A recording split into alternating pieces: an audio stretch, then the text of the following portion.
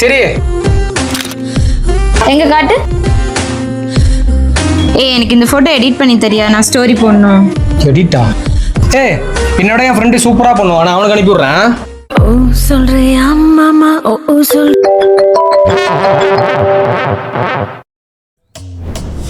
சொல்லுடா. டேய் மாப்பிள்ள, நான் உனக்கு போட்டோ அனுப்புறேன், எனக்கு பயங்கரமா எடிட் பண்ணி கொடு.